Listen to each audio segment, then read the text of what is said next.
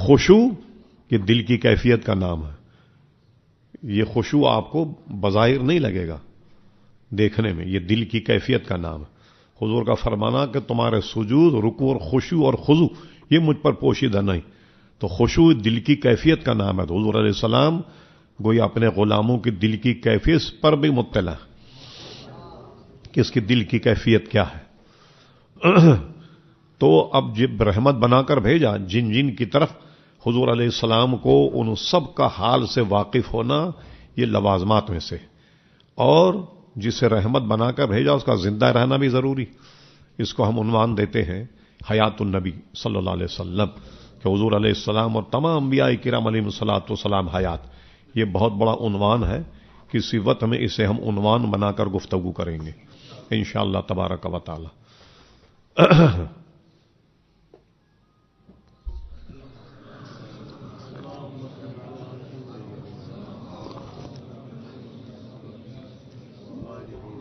اچھا، بہت سے لوگ کیا کرتے ہیں،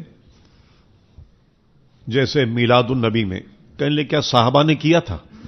اچھا، جو صحابہ نے کیا وہ آپ کریں گے تو لیجئے حیات النبی کے متعلق صحابہ کا کیا عقیدہ ہے یہ میں بیان کرتا ہوں آپ سے. ہم کہتے ہیں نا حیات النبی، حضور زندہ ہیں اپنی قبر میں، تمام انبیاء کرام نمازیں بھی پڑھتے.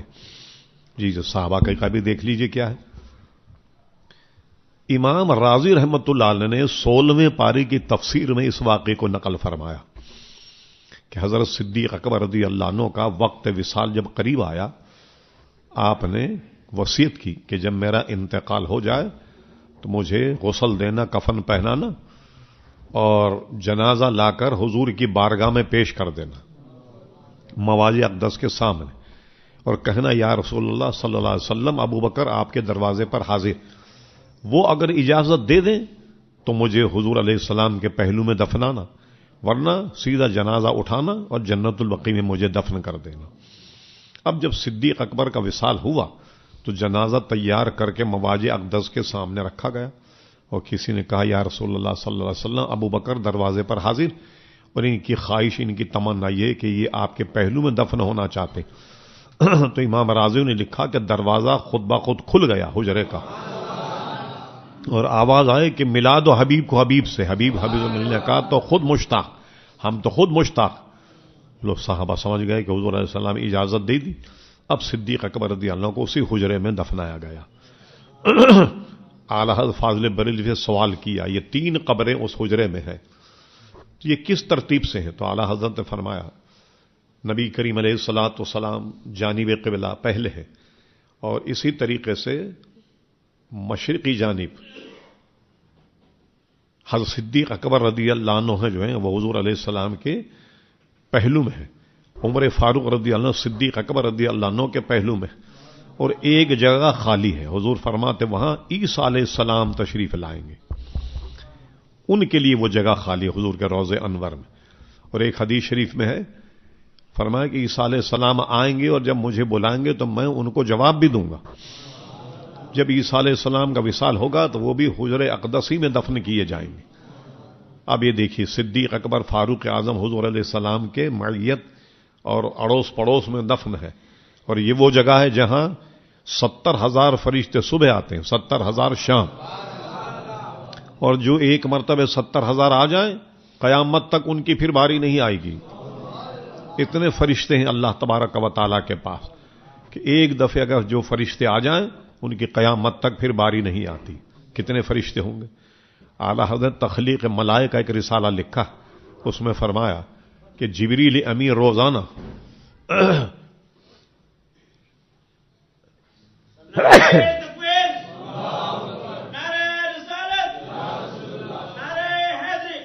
جبریل امین روزانہ حوض کوثر میں غوطہ زن ہوتے، اور حوض کوثر سے نکلنے کے بعد اپنے پروں کو جھاڑتے تو ایک ایک قطرے سے ایک ایک فرشتہ معرض وجود میں آتا.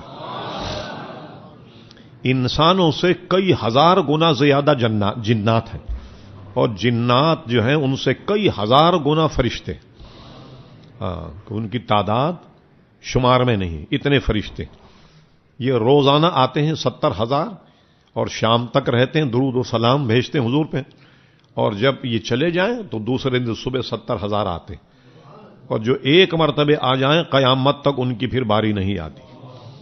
تو اعلیٰ حضرت نے کتنی پیاری بات ارشاد فرمائی کہ معصوموں کو تو عمر بھر میں ایک بار عاصی پڑے رہیں تو صلاح عمر بھر کی ہے،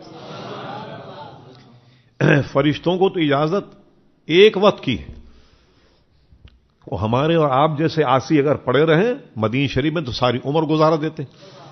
تو انسانوں کو، حضور کے غلاموں کو کتنا بڑا شرف اللہ تبارک و تعالیٰ نے دیا ہے جو فرشتوں کو بھی میسر نہیں۔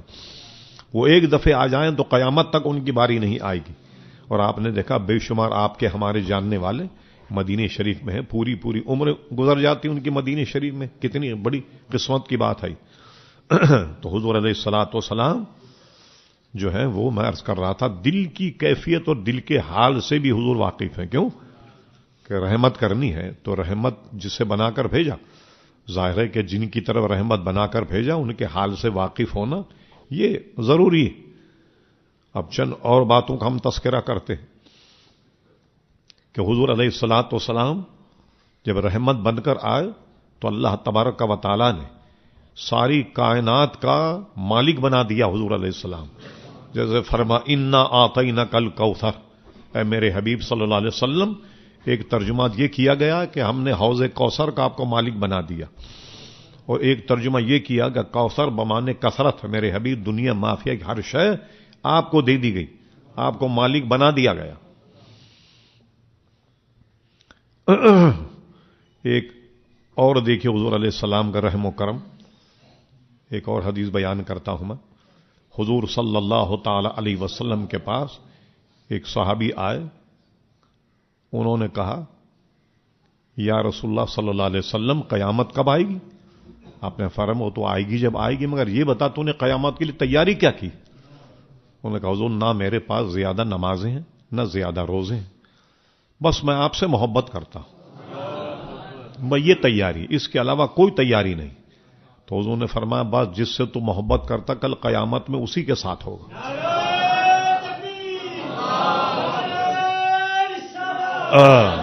یہ حضور علیہ السلام کی رحمت ہے اپنے امت پر۔ ایک حضور کے صحابی حضرت ربیعہ رضی اللہ عنہ وہ حضور کی خدمت میں آئے، حضور نے فرمایا ربیعہ مانگ کیا مانگتا؟ تو حضور علیہ الصلوۃ والسلام صحابہ کہنے لگے بھی ظاہر ہے کہ حضور نے فرمایا مطلق کہ مانگ کیا مانگ، یہ جنت مانگے گا؟ تو انہوں نے جنت تو مانگی مگر بڑے طریقے سے مانگی۔ حضرت ربیعہ نے انہوں نے کہا حضور جنت میں آپ کی رفاقت، جیسے میں دنیا میں آپ کی خدمت کرتا ہوں قیامت میں بھی جنت میں آپ کے ساتھ ہی رہوں۔ ربیعہ خالی جنت مانگ لے، دیکھ ہمارا مقام اور ہوگا تیرا مقام اور، خالی جنت دیے دیتے ہیں کہ نہیں حضور جنت میں آپ کی رفاقت، آپ کا ساتھ۔ حضور علیہ السلام نے فرمایا چلو عطا کیا تمہیں، مگر سن ربیعہ کثرت سجود سے اپنی مدد کرنا۔ کیا مطلب ہوا؟ حضور نے جنت دے دی تو بیٹھ جاؤ آرام سے، نہ نماز پڑھو نہ روزہ رکھو، ایسا تو نہیں، بس کثرت سجود سے اپنی مدد کرنا۔ یہ نہیں کہ مصلی لپیٹ کر رکھ دو جنت تو مل گئی اب کیا ضرورت ہے نماز پڑھنے، ایسا نہیں ہو۔ تو کیا یوں کیا جائے اردو میں اس کا ترجمہ، حضرت ربیعہ نے حضور سے حضور ہی کو مانگ لیا۔ بہت بڑے محدث گزرے ہیں، محدث سے ہند، انہوں نے بہت پیارے انداز میں اسے نقل فرمایا جو سننے کے لائق۔ کہ ایک مرتبہ ہارون رشید نے اپنے زمانے میں ایک نمائش لگائی، جیسے آج کل نمائشیں لگتی ہیں، طرح طرح کی چیزیں دنیا بھر سے جمع کی، اصیل قسم کے گھوڑے، زیورات، پوشاک، جانے کیا کیا ندرت کا سامان جمع کیا، اور عام لوگوں کو دعوت دی کہ بھئی ایک نمائش لگی ہے آن کر کے دیکھو۔ سب لوگ آئے اور نمائش دیکھنے لگے، بڑا پسند کیا گیا نمائش کو۔ اب کیا ہوا، ہارون رشید بڑا خوش ہوا اپنی کارکردگی اور اپنے خدام جو تھے ان کی کارکردگی سے، وہ اتنا خوش ہوا کہ اس نے اسی نمائش میں اعلان کیا کہ بھئی جتنے خدام اور موالی خدمت کرنے والے جنہوں نے اس جنت کو اس نمائش کو سجایا، اب میں اعلان کرتا ہوں کہ جو آدمی جس چیز پر ہاتھ رکھ دے وہ چیز اس کی۔ اب کیا ہوا کہ جو گھوڑے کے شوقین انہوں نے گھوڑے پر ہاتھ رکھ دیا، وہ گھوڑے ان کے ہو گئے۔ جو تلواروں کے شوقین تھے، بڑی بڑی شاندار قیمتی تلواروں پر ہاتھ رکھ دیا، وہ تلواریں ان کی ہو گئی۔ خواتین پوشاک کی شوقین ہوتی، انہوں نے بڑے جو بہترین قیمتی پوشاک تھے اس پہ ہاتھ رکھ دیا، وہ ان کے ہو گئے۔ بعض خواتین نے جو زیورات رکھے تو ان پر ہاتھ رکھ دیا، وہ زیورات ان کے ہو گئے۔ ایک लौंडी हारून रशीद की पूरी नुमाइश घूमती रही, किसी चीज को उसने हाथ नहीं रखा। तो हज़रत अल्लामा लिखते हैं कि पूरी नुमाइश घूमने के बाद उस लौंडी ने क्या किया, उससे कहा भाई कोई चीज ले लो तुम भी, तो उसने हारून रशीद की पुष्ट पे हाथ रख दिया।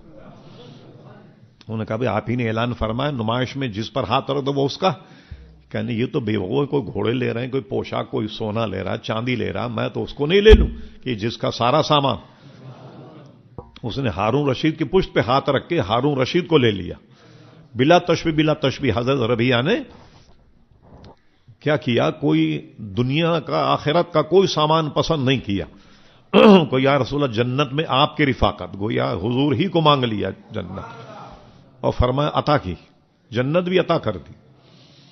जब भी कोई ऐसा आदमी आता तो साहबा कराम अकीदा यह था कि वो ये समझते कि अब ये जरूर हुजूर जन्नत मांगे। एक मरतबा एक खातून आई, कहा हुजूर मुझे कुछ अता फरमा दीजिए। हुजूर ने फरमा मांग जो तेरा जी चाहे। साहबा कहने लगे अब हम सोचने लगे हुजूर से जरूर जन्नत मांगेगी। तब गौर कीजिए, आदमी का जितना दिमाग जितनी अकल, उसने कहा हुजूर मुझे एक ऊंट चाहिए। फरमा जाओ ले जाओ। फरमा उसको ऊंट दे दिया। ऊंट तो लेकर वो चली गई, मगर हुजूर ने फरमाया कि इससे अच्छी तो बनी इसराइल की वो बुढ़िया रही। तो साहबा ने पूछा हुजूर वो कौन सी बुढ़िया? फरमा हुआ ये कि हजरत मूसा अलैहिस्सलाम को ये जरूरत पड़ी कि यूसुफ अलैहिस्सलाम की कब्र कहां, ये जानना चाहते थे। कोई नहीं जानता था। बनी इसराइल की एक बुढ़िया थी, वो जानती थी यूसुफ अलैहिस्सलाम की कब्र कहां। मूसा अलैहिस्सलाम उसके पास गए, कहा बड़ी भी बता दो मूसा अलैहिस्सलाम की कब्र कहां है। तो वो बड़ी भी बहुत होशियार थी, कहले अच्छा ऐसे बता दिया जाए। कहा दो डिमांड है मेरी, वो सुनिए क्या है। एक तो जन्नत में आपका साथ, जिस जन्नत में आप होंगे उस जन्नत में साथ, और दूसरा जवानी वापस आ जाए। ये दो चीजें। का बड़ी भी सुनो, जवानी वापस दे देते हैं तुम्हें, जन्नत में हमारा मकाम और होगा, तुम्हारा और होगा, तुम ऐसा करो खाली जन्नत मांग लो। आला हजरत ने अल-अम्न वल उला में इस हदीस का जिक्र किया। नशेबो फराज वहां देखिए आप, ईमान ताजा करने का खाली जन्नत मांग लो। उन्होंने कहा नहीं, अगर मालूम करना है आपको दो चीजें दे दें आप, और मैं बता देती हूं यूसुफ अलैहिस्सलाम की कब्र कहां है, जवानी वापस आ जाए और जन्नत में आपके रिफाकत। कहा देखो बड़ी भी खाली जन्नत मांग लो, दोनों में तकरार हो रही। तो लीजिए साहब, रब्बी करीम फरमाता मूसा जन्नत हमारी तुम कैसे देने लग गए। मगर जिब्रील अमी आए तो उन्होंने तो वहाबियत की जान पर कयामत ही ढा दी। कहा मूसा रब्बी करीम फरमाता दे दो, तुम्हारे तो खाली लब हिलने, हम जन्नत अता कर दें। ले सब जन्नत में अपना साथ भी दे दिया और उसकी जवानी भी फेर दी। क्योंकि जो बुढ़ियां होती है ना बुरा मत मानिए, उन्हें जवान बनने का बड़ा शौक होता है। तो ये शौक बड़ा पुराना चला आ रहा बनी सराय का जवानी वापस आ। जन्नत में भी तसल्ली नहीं हुई कि जवानी वापस आ जाए। ये देखा ब्यूटी पार्लर वाले यही करते हैं ना, बुढ़िया को जवान बना देते। हमसे पूछिए, अब लोग आन करके मसाइल पूछते हैं, ये आपको बता रहा हूं बात, ये अपने जो लोग मसाइल पूछते हैं, कई तलाकें हो गई, क्या हुआ भाई तलाक में? कहने लगे भाई वो जब दिखाया दुल्हन को तो बिल्कुल जवान जनाब सुर्ख सफेद, और जब ब्याह करके लाए तो बुढ़िया निकली, न मुंह में दांत न पेट में आंत। तो क्या हुआ? तो ब्यूटी पार्लर से जवान बना करके ले आए उसको। लीजिए वो मफारकत तो होनी थी, जब असल माल सामने आए, जब पता लगता है ना हकीकत। तो ये देखिए जा रहे हैं जनाब, एक मरतबे हम गए निकाह पढ़ाने, एक नहीं सैकड़ों तजुर्बे, क्योंकि किताब लिखी जा सकती है पूरी। साहब रात का 1:30 बज गया और हमें जलसे में जाना है, निकाह ही नहीं हो रहा। हमने एक खास आदमी को बुला करके पूछा, हमने कहा जरा आओ भाई जरा सच बताओ यार क्या बात, मुझे जलसे में जाना और जाना भी सऊदाबाद मलीर, और अब तक निकाह नहीं हुआ, क्या हुआ? वो चुपचाप से मेरे कान में कहा, कहने दुल्हन अभी ब्यूटी पार्लर से आई नहीं। अच्छा, हमने कहा बेवकूफ, हम 2 घंटे से बैठे हुए ब्यूटी पार्लर के, और तुम्हारी ब्यूटी पार्लर से नहीं आई, हमें 2 घंटे बिठा रखा तुमने। मैंने उनमें जो साहब थे जिम्मेदार उन्हें बुलाया, मैंने कहा ये लो भाई फार्म निकाह के, कोई मोबाइल काजी पकड़ो اور نکاح پڑھا لو، میں تو جلسے میں جا رہا ہوں۔ لیجئے صاحب، دلہن پہنچی نہیں بیوٹی پارلر سے، عجیب عجیب تماشے۔ ایک ہم یہیں گئے، فاران کلب کے قریب ایک نکاح تھا، کوئی بہت بڑے خاندان کا، نکاح پڑھا دیا۔ نکاح پڑھانے کے بعد اچانک آئے دلہن والے اور دولہے کو اٹھا کر کے لے گئے۔ میں نے کہا اللہ خیر کرے، کبھی کبھی ایسا ہوتا ہے کہ عین نکاح کے وقت میں ہی کوئی گڑبڑ ہو جاتی۔ دولہے کو لے گئے اٹھا کر کے باہر۔ پھر میں نے بلا کر پوچھا بھی خیریت تو ہے؟ میں نے کیوں لے گئے اٹھا کر کے؟ نہیں کلنے صاحب نہیں، کوئی بات ایسی نہیں ہے، اصل میں اس کی ویڈیو نہیں بنی تھی، اس کو خرامت چلتے آتے ہیں، دولہے نہیں آتے، یہ ویڈیو رہ گئی تھی اس کی، اب اس کو دوبارہ چلا کر کے لا رہے ہیں۔ اب اس کی ویڈیو بنے گی تب جا کر کے آپ نکاح پڑھائیے۔ ایک تماشا ہوتا ہے نکاح میں۔ ابھی میں نے کچھ دن پہلے بتایا تھا کہ قاضی موجود ہے، گواہ موجود ہے، وکیل بھی موجود ہے، کہنے ذرا ٹھہر جائیے، ابھی نکاح مت پڑھائی۔ میں نے کہا کیوں؟ کہنے لگے کہ دلہن جو ہے وہ نکاح سننا چاہتی کہ نکاح کیسے ہوا ہے نکاح۔ اچھا، میں نے کہا میمن مسجد نکاح ہوتا تو کیا کرتے؟ دلہن کو کیا ممبر پہ بٹھا دیتے؟ وہاں کیسے سنتی دلہن، کیسے دیکھتی کہ نکاح کیسے ہو رہا ہے؟ نئی نئی چیزیں نکال کر کے پریشان کرتے ہیں لوگ۔ تو شوق دیکھیے، بوڑھیوں کو جوان بننے کا بڑا شوق ہوتا ہے۔ اللہ تبارک و تعالیٰ کرم فرما، ہمارے معاشرے سے اس قسم کی پریشانیوں کو دور فرما دے اللہ تبارک۔ اور آپ کو یہ بھی تعجب ہوگا سن کے،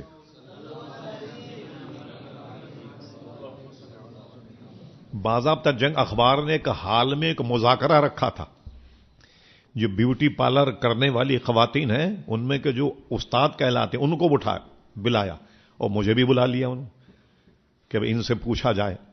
معلوم ہوا صاحب کہ ایک ایک دلہن کو تیار کرنے کے 20-20 ہزار روپے ہوتے ہیں، 20-20 ہزار روپے ایک دلہن کو تیار کرنے۔ اور دوسرا لطیفہ سنیے، اب تیار ہو کے آگے ہمارے یہاں ہندوستانی تہذیب یہ ہے، اور آپ کے یہاں بھی ہوگا، جب دلہن کو رخصت کریں تو ماں باپ روتے کہ بھائی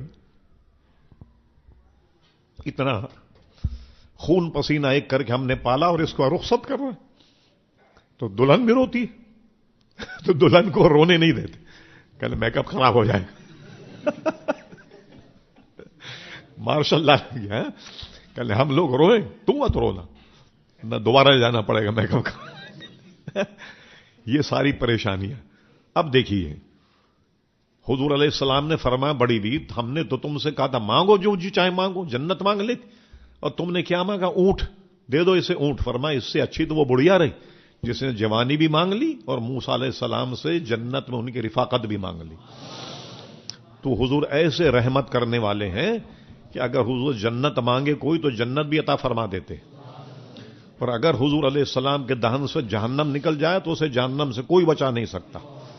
ایک شخص تھا جو وہی لکھا کرتا تھا، اور وہی لکھنے میں وہ مرتد ہو گیا بعد میں، تو حضور علیہ السلام کو جلال آ گیا، فرمایا زمین تو اسے قبول مت کرنا، جب وہ مرا جب اسے دفن کریں زمین اوپر اٹھا کر پھینک دیتی، اس کو قبول ہی نہیں کرتی تھی زمین اس کو جو حضور کے دہن سے نکل گیا۔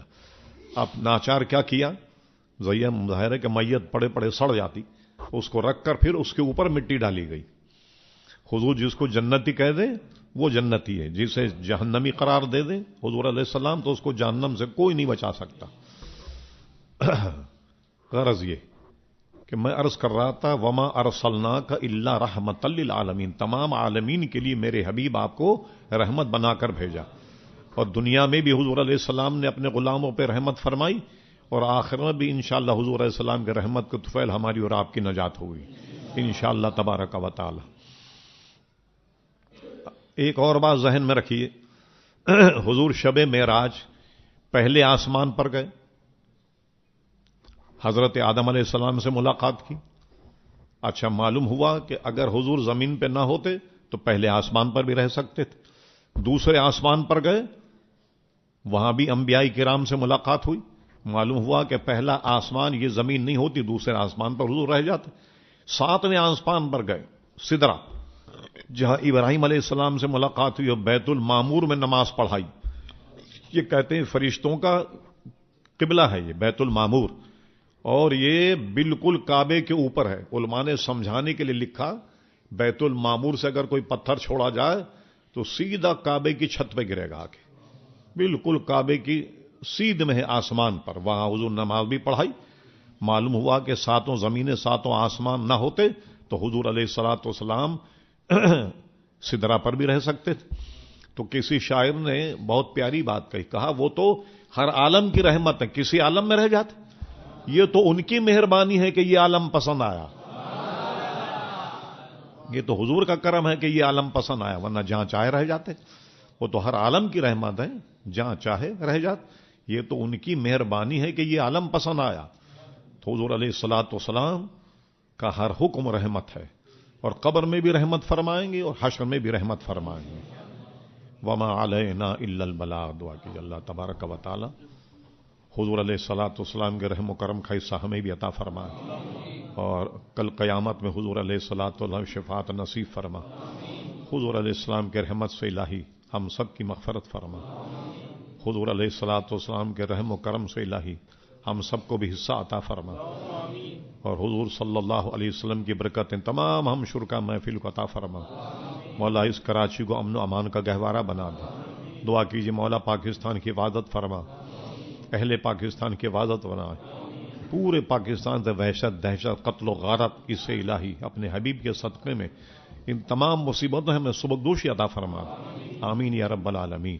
وصلی اللہ تعالی علی خیر خلقہ سیدنا محمد وآلہ وصحبہ اجمعین برحمتہ.